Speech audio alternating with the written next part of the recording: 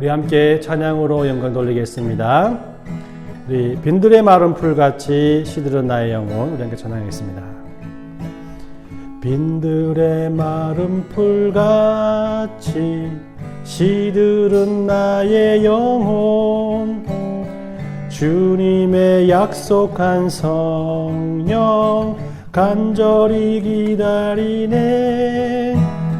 가물음의 마른 땅에 단비를 내리시듯 성령의 단비를 부어 새 생명 주옵소서. 반가운 빗소리 들려 산천이 춤을 추네. 봄비로 내리는 성령 내게도 주옵소서. 가물음의 마른 땅에 단비를 내리시듯 성령의 단비를 부어 새 생명 주옵소서. 절 따라 우로를 내려 초목이 무성하니 갈급한 내 심령 위에 성령을 부소서.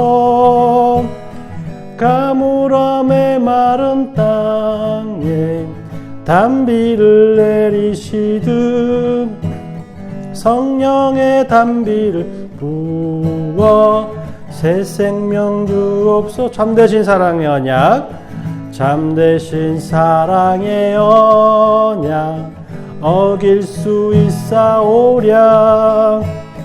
오늘의 흡족한 은혜 주실 줄 믿습니다. 아멘. 가물음의 마른 땅에 단비를 내리시듯 성령의 단비를 부어 새 생명 주옵소서. 가물음의 마른 땅에, 가물음의 마른 땅에 단비를 내리시듯 성령의 단비를 부어 새 생명 주옵소서. 아멘.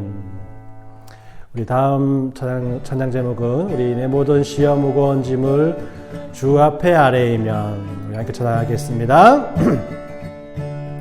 내 모든 시험 무거운 짐을 주 예수 앞에 아뢰이면 근심에 쌓인 날 돌아보사 내 근심 모두 맡으시네. 무거운 짐을 나 홀로 지고 견디다 못해 쓰러질 땐 불쌍히 여겨 구원해 주리. 은혜의 주님 오직 예수.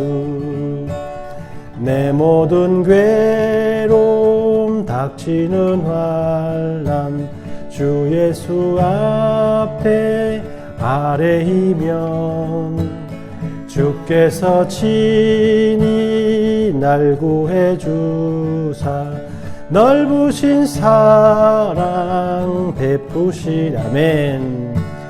무거운 짐을 나 홀로 지고 견디다 못해 쓰러질 땐 불쌍히 여겨 구원해 주리. 은혜의 주님 오직 예수.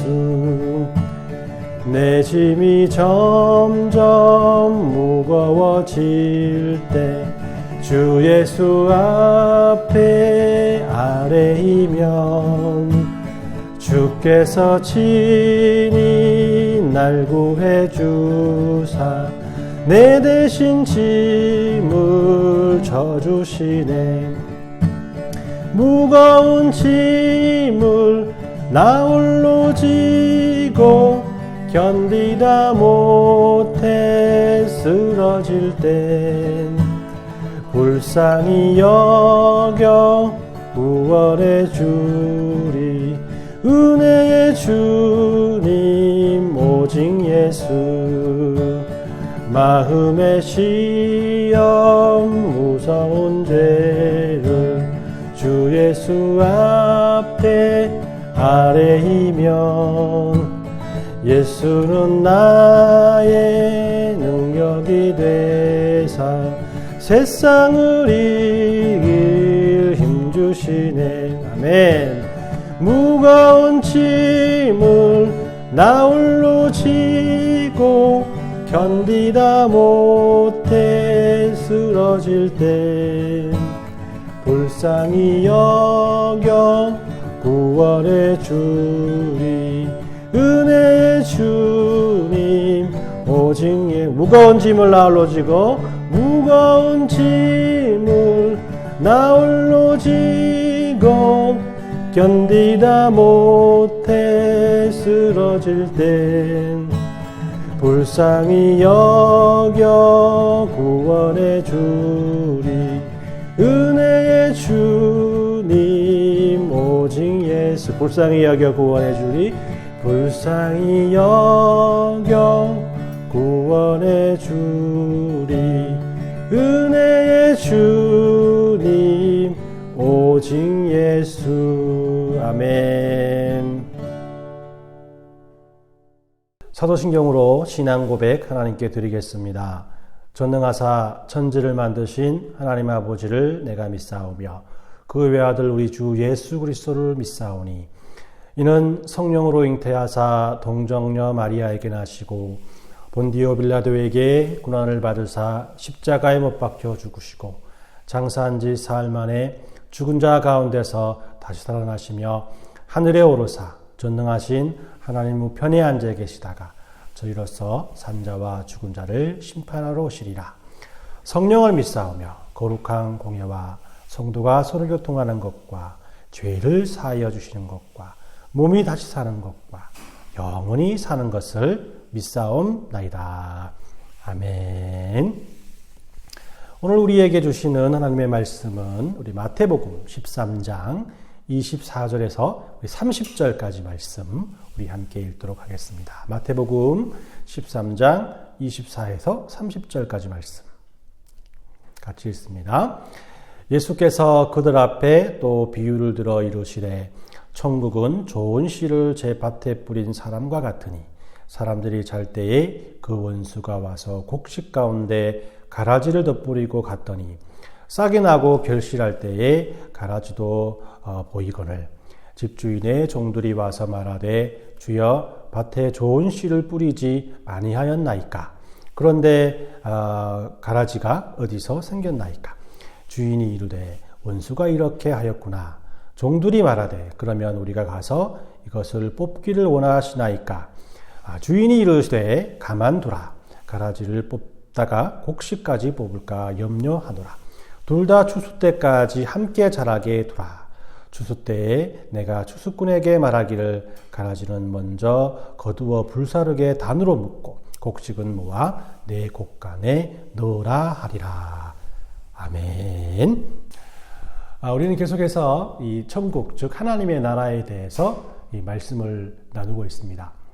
생뚱맞은 질문이기도 하지만은 여러분들이 생각하는 천국이란 것은 어떤 곳입니까?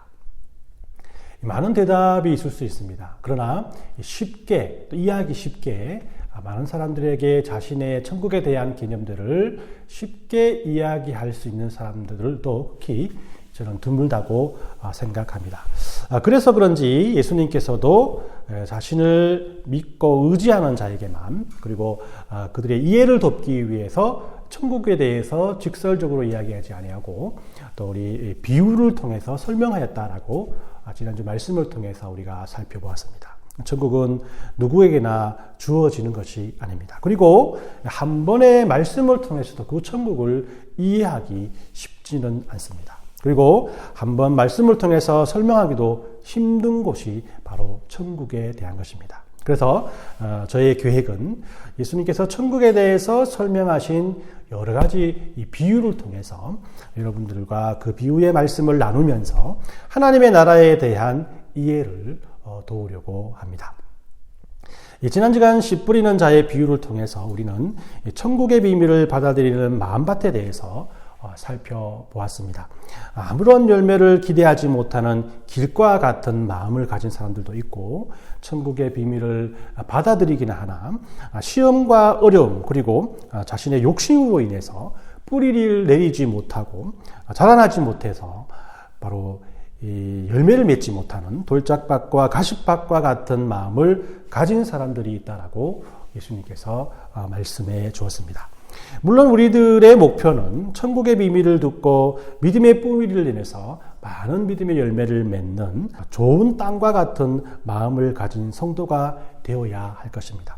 예수님 당시에 수많은 사람들 중에서도 극소수의 사람들만이 예수님을 따랐던 것처럼 좋은 열매를 맺는 땅 역시 누구나 가질 수 있는, 누구나 쉽게 가질 수 있는 그러한 마음밭이 아니라는 사실을 우리는 지난주 말씀을 통해서 살펴보았습니다. 그렇기 때문에 악한 세력들의 시험이나 고난 그리고 우리 자신의 욕심을 이겨내고 천국의 소망을 마음속에 깊이 뿌리박게 해달라고 우리는 하나님 앞에 기도할 수밖에 없는 것입니다.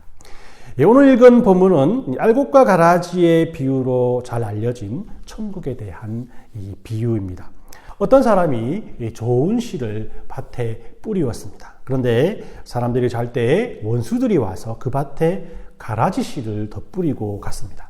이 시간이 흘러서 싹이 나고 또 식물이 자라니까 일하던 일꾼들이 좋은 씨만 뿌린 밭에 가라지가 함께 나 있다라고 자기 주인에게 말을 건네게 됩니다. 주인은 원수들이 뿌리고 간 것이라고 그 사실을 바로 알아차리고 일꾼들이 그럼 지금 이 가라지를 뽑을까요? 라고 물어보았을 때 주인은 의외로 가만히 두라라고 말씀합니다. 가라지를 뽑다가 곡식까지 뽑을 수 있으니까 추수할 때까지 그냥 놔두어라. 추수꾼들이 알곡은 모아서 곡간에 놓을 것이고 또 가라지는 모아서 불태우게 묶어두리라라고 말씀합니다.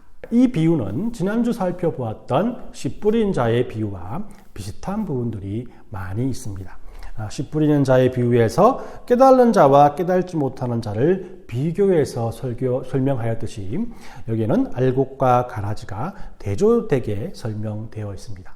지난주의 말씀은 예수님께서 그 비유의 말씀을 하시고 난 다음에 이어서 계속해서 그 비유에 대한 설명을 해 주었듯이 오늘 말씀도 이 35절에서 43절까지 말씀을 통해서 예수님께서 이 비유를 확실하게 설명해 주고 있습니다. 또 씨 뿌리는 자의 비유가 당시 사람들이 흔히 볼 수 있었던 농사에 대한 이야기인 것처럼 오늘 이 본문 말씀의 이 비유 역시 씨 뿌리는 농사꾼에 대한 이야기를 다루고 있습니다. 마지막으로 이 네 가지의 마음밭은 당시 예수님을 따르는 사람들의 마음밭을 설명해 주었듯이 이 비유 역시 예수님을 따르던 사람들의 마음밭에 대한 이야기를 다루고 있습니다. 그래서 오늘 살펴볼 알곡과 가라지의 비유 역시 이 천국에 대한 완벽한 설명이라기보다는 이 천국에 대한 설명에 앞서서 천국의 비밀을 듣는 사람들이 가져야 할 각오나 확신에 대한 말씀이라고 할 수 있습니다. 또한 이 비유에 나오는 농사법도 우리가 알고 있는 농사 방법과 매우 흡사하다고 할 수 있습니다. 그때나 지금이나 농사 짓는 부분들의 이 최대의 적은 바로 피나 이 깐뿌기와 같은 잡초입니다. 농사를 짓는 사람이든 밭농사를 짓는 사람이든 밭을 갈고 씨와 모종을 심어 놓으면 어김없이 잡초들이 자라게 되어 있습니다.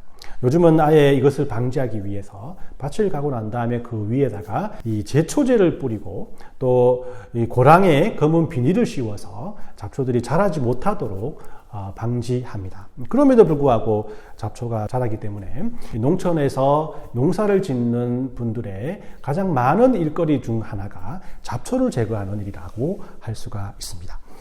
지금이야 일이 좀 줄어들었지만 예수님 당시에는 작물과 잡초가 함께 자란다고 할 만큼 어마어마한 잡초 제거를 위한 일들이 행해졌습니다. 예수님께서도 이런 농부들의 수고를 아셨는지 천국에 대한 비유에 대해서 알곡과 가라지를 통해서 우리에게 설명해 주고 있습니다. 35절에서 43절의 말씀에 나오는 예수님의 설명대로라면 밭은 세상이고 또 좋은 씨는 천국의 아들이들이고 또 원수는 마귀이고 뿌린 가라지는 악한 자의 아들입니다. 이처럼 이 세상에는 알곡과 같은 천국의 비밀을 가진 성도들과 또 마귀가 이들을 방해하기 위해 몰래 뿌려놓은 악한 마음이 함께 공존하는 곳이라고 말씀하고 있는 것입니다.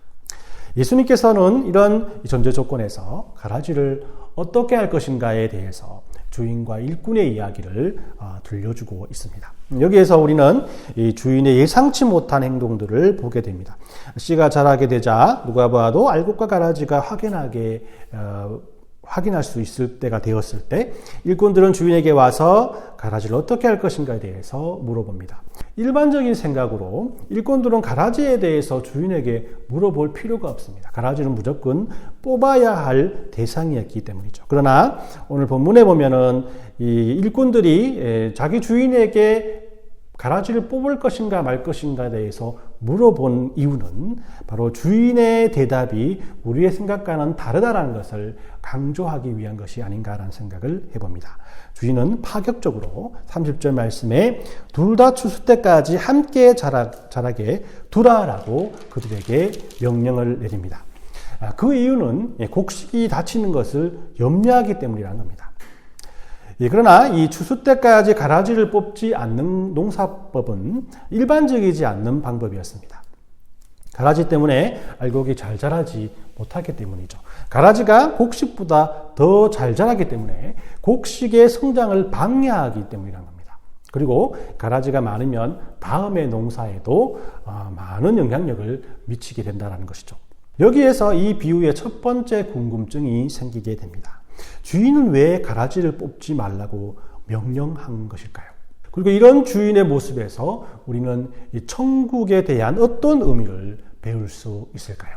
여기에서 자라게 두어라라고 번역된 이 문장에서의 두어라라는 단어의 의미를 확실히 우리에게 보여주는 것이 이 단어가 주기도문에도 나온다라는 것입니다.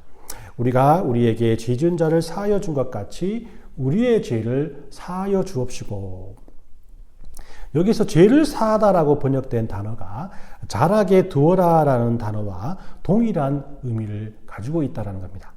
즉, 이 주인이 종들에게 가라지를 가만히 두라고 명령한 의미는 가라지를 뽑는 것 대신에 이것을 용서하고 참으시고 마음에 품겠다라는 의미를 가지고 있다는 겁니다.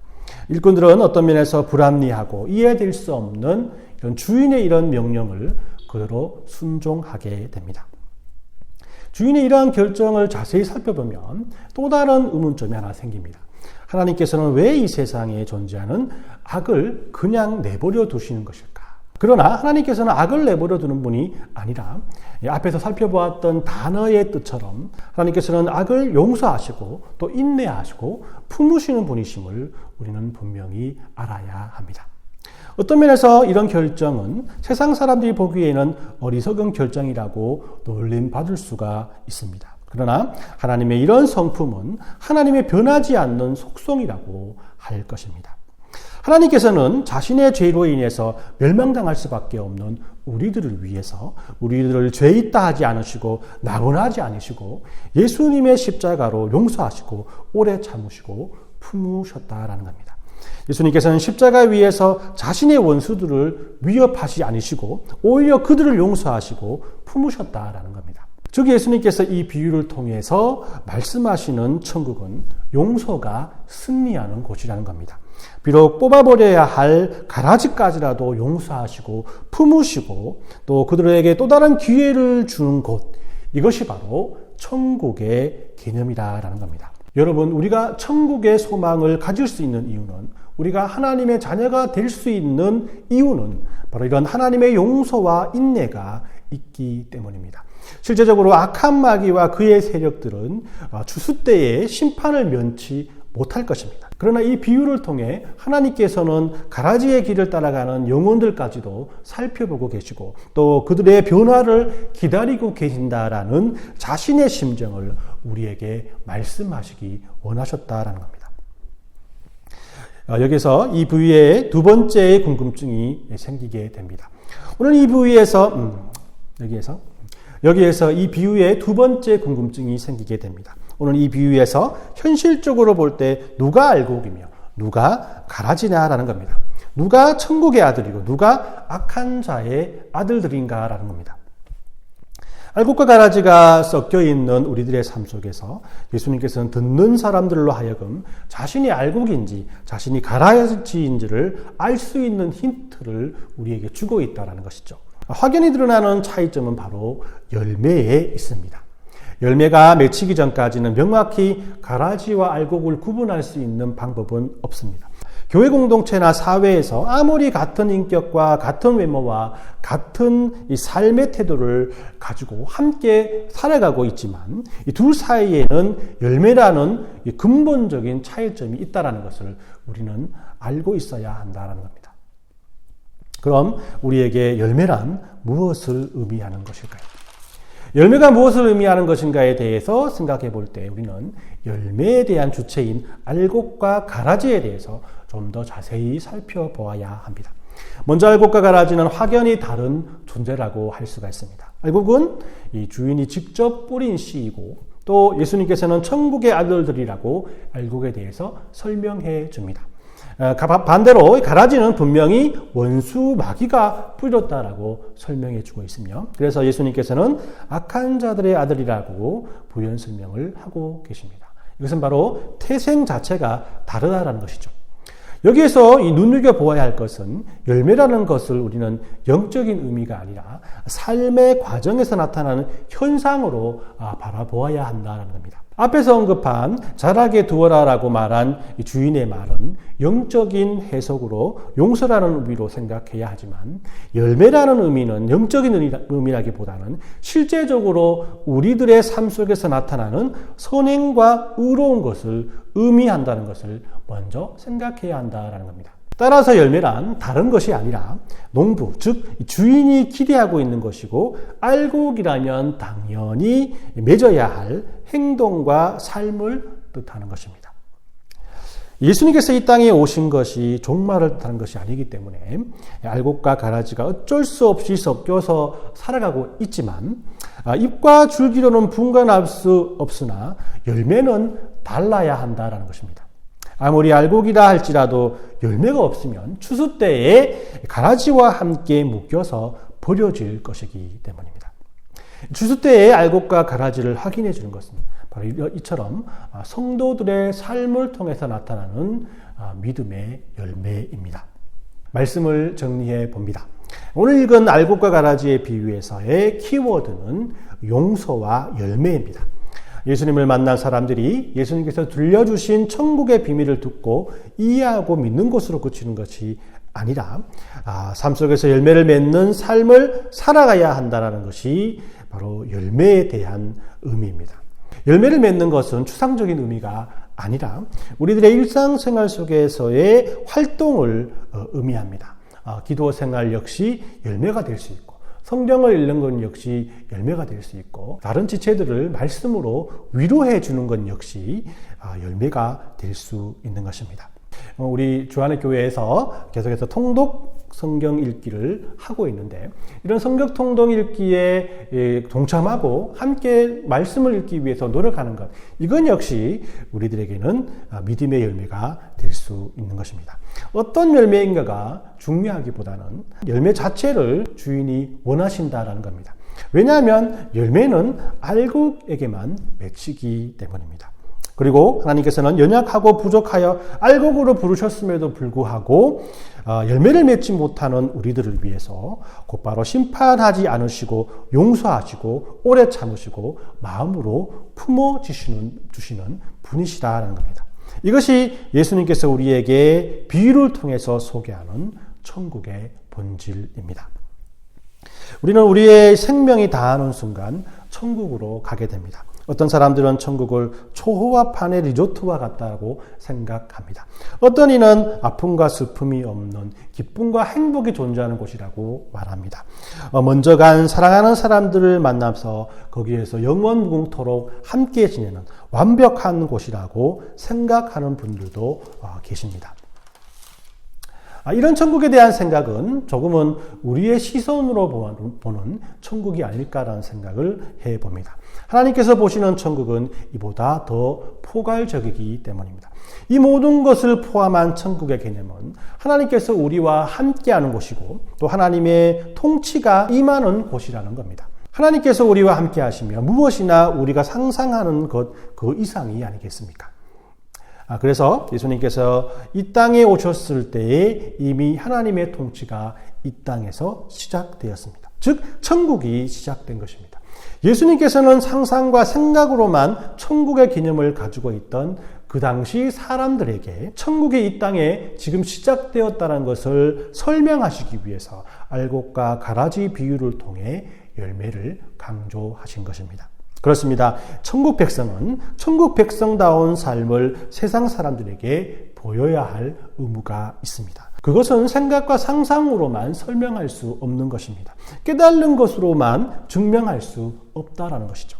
이제부터 계속 나누어 볼 천국의 비유에서 예수님께서 계속해서 열매를 강조하는 이유가 바로 여기에 있습니다. 그 이유는 천국은 미래에 우리에게 주어지는 것이 아니라 하나님이 우리와 함께하는 지금 이 순간에도 계속되고 있기 때문입니다. 이번 한 주간은 모든 성도님들께서 우리가 알곡으로 부르심을 받은 하나님의 백성이라고 생각한다면 그에 맞는 열매를 맺고 있는지 또 그렇지 않음에도 불구하고 우리들을 변함없이 사랑하시고 용서하기를 원하시는 하나님의 마음에 감사하는 믿음의 한 주간이 되시길 예수님의 이름으로 축원합니다. 우리 함께 오늘 주신 말씀 가지고 기도하는 시간 갖도록 하겠습니다. 첫 번째로 오늘 말씀의 키워드가 용서와 열매라고 말씀드렸습니다. 천국은 하나님의 용서와 하나님의 백성으로서의 삶의 열매를 나타내는 것이라고 오늘 말씀을 통해서 알게 되었습니다. 하나님, 천국 백성으로 부르심을 받은 우리들이 천국의 열매를 맺는 삶을 살기 원합니다. 항상 깨어 기도하며 우리의 삶을 되돌아보는 귀한 은혜를 우리에게 더해 주시옵소서. 두 번째로 우리 주안의 교회의 사명과 사역을 위해서 또 함께 기도해 주십시오. 우리들이 처해 있는 이 상황 속에서도 하나님께서 우리에게 주신 사명과 사역이 있는 줄 우리가 믿고 있습니다. 하나님, 저희 가정과 또 우리 성도들의 모든 성도들의 가정과 건강을 위해서 우리 함께 중보하는 시간을 갖게 해달라고 함께 기도해 주시고 또 세 번째로는 여러분들 각자 가지고 있는 막힌 문제와 또 기도 제목을 위해서 우리 잠시 기도하고 제가 마침 기도하고 마치겠습니다. 우리 함께 기도하겠습니다. 하나님, 그렇습니다. 하나님께서 우리에게 주신 귀한 말씀처럼 천국은 우리에게 귀한 용서와 또한 열매의 의미가 있다는 것을 우리에게 말씀을 통해서 알려주시니 감사합니다. 하나님 아버지, 우리가 하나님의 은혜와 사랑을 받은 하나님의 백성이지만 그 백성으로서의 삶을 살기보다 우리의 욕심 때문에 하나님의 그 천국에서의 그런 삶을 살지 못하는 그래서 믿음의 존재를 다시 한번 하나님 앞에 아뢰입니다. 하나님 아버지, 다시 한번 간절히 바라보고 그러한 우리의 모습을 용서하시고 우리를 마음에 부르신 부르시기 위해서 이 땅에 보내주시고 십자가 지게 하시는 은혜에 감사와 영광을